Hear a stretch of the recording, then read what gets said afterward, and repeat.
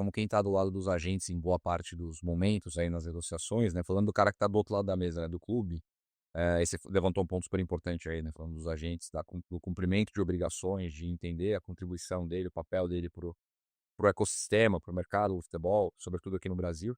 Como é que você enxerga o papel dos clubes hoje nessa condição de cumprimento de obrigações, né? A gente estava falando antes de começar a gravar, mas Sim, eu acho que os clubes eles têm, tem umas dificuldades aí, a gente tem coisas que são históricas, a gente tem essa questão, muitas vezes, da falta, né, de uma gestão, né, assim, condizente com, às vezes, o tamanho dos clubes.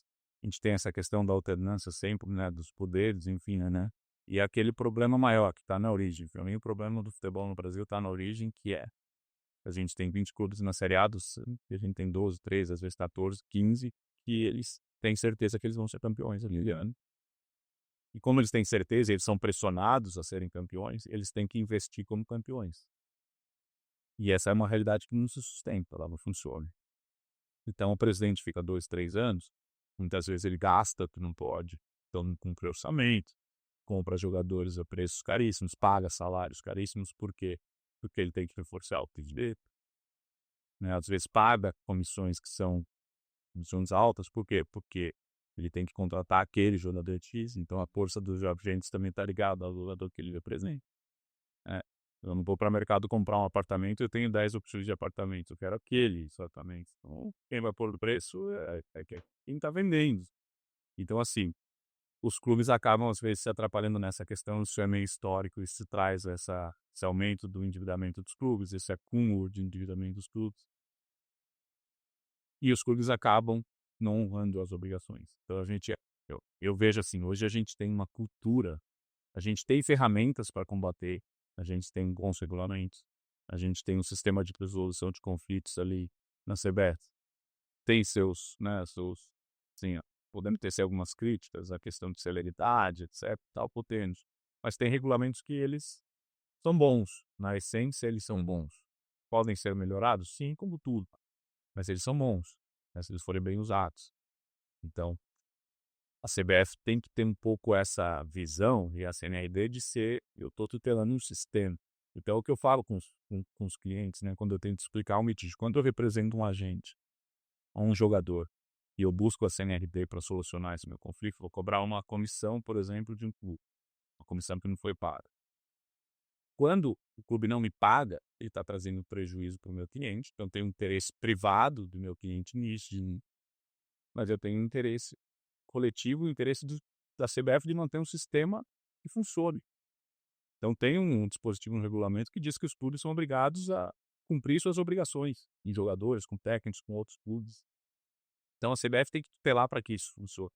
Então quando a CBF é demandada a isso, ela está defendendo o interesse do meu cliente quando, né, eu busco a defesa dela do meu interesse privado, mas a CBF tem que ter o olhar de tutela do sistema. Espera aí, estão bagunçando o meu sistema. No meu sistema as contas têm que ser pagas. Então eu acho que essa visão que a CBF tem que ter, que os clubes têm que ter, e que todo mundo tem que ter para a gente ter uma economia verdadeira no futebol. O dinheiro tem que circular. Como é que o dinheiro vai circular? Sendo pago. Uhum. Basta eu ter contrato. Não basta toda hora eu ter que ir para a CNRD, ter uma decisão forçada e daí vir o pagamento. Então imagina que lindo seria se o Cuiabá vendesse um jogador para o Corinthians pagasse um dia o Cuiabá. E aí o Cuiabá pode investir na base para formar um novo jogador, para esse jogador daqui a pouco servir a nossa seleção, daqui a pouco para esse jogador ir de novo, que o Corinthians joga para o São Paulo paga o Cuiabá de novo, o Cuiabá cresce, daqui a pouco o Cuiabá compra o jogador do clube X, tá ali, traz o jogador para o Cuiabá, paga o clube X, então a gente vai, economia, Sim, a economia gira, né? tem que circular. Se a gente começar a sair aqui e almoçar todo dia lá, aqui na Faria Lima, e ninguém pagar a conta do restaurante, o que vai acontecer com o restaurante? Primeiro quebra, o segundo quebra, o terceiro quebra, Isso é, aí sim é o risco. Então, assim, eu tenho falado muito disso. A gente tem essas ferramentas que os clubes estão utilizando hoje, RCE, recuperação judicial, o plano da CNLD, por exemplo. E o plano da CNLD é um. Eu tenho críticas fortes aos planos da CNLD, porque acho que não tem critério. Quer fazer um plano da CNLD? Quero. Vamos criar um comitê de avaliação dos clubes dentro da CNLD. Vou avaliar contas, vou ter um expert em contas, vou ter um parecer que, puta, esse clube realmente não pode pagar as contas. Se esse clube não tiver o plano CNLD, ele não vai se manter. Então vamos aprovar. Sabe como que você aprova hoje um plano da CNRD? 3 páginas de maquetação e 1 e-mail. E aí eu falo com os caras: "Desculpa, você não tem um plano de CNRD ainda? Por quê?" É que nem você dever para o banco, vai dar 50% de juros ao ano, mas você manda uma cartinha, você vai pagar só o IPCA. Por que você não manda cartinha? Não entende.